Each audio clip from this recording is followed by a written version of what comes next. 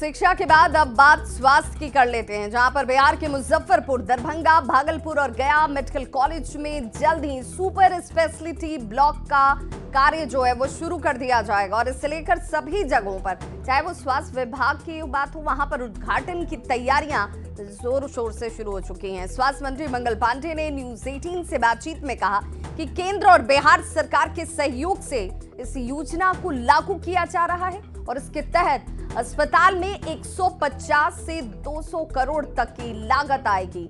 Hi tech सुविधा शुरू होने के बाद अब मरीजों को इलाज के लिए कहीं भटकना नहीं होगा।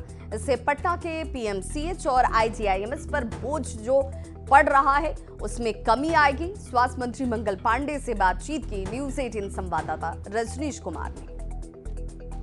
के पुराने मेडिकल कॉलेजों में सुपर स्पेशलिटी ब्लॉक बनाने का आदेश जारी हुआ था। ऐसे में कार्य कहां तक पहुंचा, हम सीधी बातचीत करेंगे। हमारे साथ स्वास्थ्य मंत्री मंगल पांडे हैं।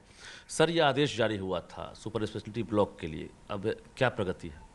नहीं, बिहार सरकार और भारत सरकार की बहुत महत्वाकांक्षी योजना थी कि जो हमारे पुराने सरकारी मेडिकल कॉलेज हॉस्पिटल हैं उन सभी जगहों पे सुपर स्पेशलिटी ब्लॉक बने और भारत सरकार के विशेष सहयोग से ये हमारे पुराने मेडिकल कॉलेज हॉस्पिटल्स में बनने शुरू हुए। और आपने बहुत अच्छा प्रश्न किया है। अब वो समय आ गया है जब हम मुजफ्फरपुर, दरभंगा, भागलपुर और गया, इन 4 जगहों पे जो गवर्नमेंट मेडिकल कॉलेज हॉस्पिटल है उसमें सुपर स्पेशलिटी ब्लॉक का बहुत शीघ्र उद्घाटन करने वाले हैं।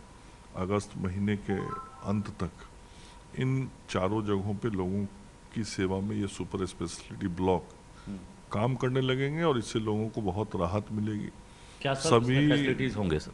ये डिफरेंट डिपार्टमेंट्स होंगे, न्यूरोलॉजी के डिपार्टमेंट होंगे, कार्डियोलॉजी के होंगे, प्लास्टिक सर्जरी होगा, ऐसे डिफरेंट डिपार्टमेंट्स होंगे जिन डिपार्टमेंट के सुपर स्पेशलिटी के सर्विसेज वहाँ प्रोवाइड की जाएंगी लोगों को। और ये सभी 150 से लेकर 200 करोड़ रुपए की एक योजना है विभिन्न मेडिकल कॉलेजों के। तो ये एक बहुत महत्वाकांक्षी योजना थी जिसका लाभ बिहार की जनता को अगस्त के अंतिम सप्ताह से मिलने लगेगा। बिहार में अभी कुल कितने मेडिकल कॉलेज हैं जो फंक्शनल हैं और मानव बल की भी अब एक तरह से कमी दूर हो गई है? दूसरी बड़ी बात है कि जितने भी मरीज हैं, खासकर जिले के जो मरीज हैं, वहाँ से अभी भी पीएमसीएच आने का उनका सिलसिला जारी रहता है। पीएमसीएच पर दबाव कम नहीं है, आईजीएमएस पर दबाव कम नहीं है। तो जो रेफरल सिस्टम है उसको लेकर कोई रिव्यू वगैरह किया है? देखिए, अभी बिहार में जो हमारे मेडिकल कॉलेज हॉस्पिटल्स हैं वो 3 तरह के हैं जो चल रहे हैं। राज्य सरकार के हैं, केंद्र सरकार के हैं और प्राइवेट मेडिकल कॉलेज हॉस्पिटल है। तो कुल मिला के 22 मेडिकल कॉलेज हॉस्पिटल है जो लोगों को शिक्षा भी देने का काम कर रहा है और चिकित्सा सेवा भी देने का काम कर रहा है। और राज्य की सरकार 13 जगहों पे अन्य मेडिकल कॉलेज अस्पताल बनाने का निर्णय ले चुकी है। उसमें से लगभग 10 जगहों पे हमारे काम भी चल रहे हैं। तो आगे आने वाले 3-4 वर्षों में बिहार में कुल मेडिकल कॉलेजों की संख्या बढ़ के 36 हो जाएगी। दबाव कम हो सकता है क्या? ऐसा निश्चित रूप से ये हमारी प्रायोरिटी में है कि कैसे रेफरल केसेस को हम कम करें और हम जहां जो अस्पताल है वहां अधिक से अधिक सुविधाएं दें। उसके लिए हम डायग्नोस्टिक सिस्टम को, पैथोलॉजिकल सिस्टम को और चिकित्सकीय व्यवस्था को सुदृढ़ करने में लगे।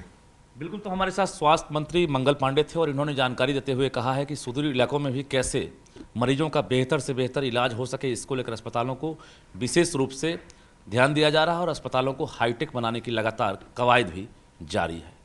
कैमरामैन दीपक के साथ रजनीश कुमार, न्यूज 18 पटना। और अब बात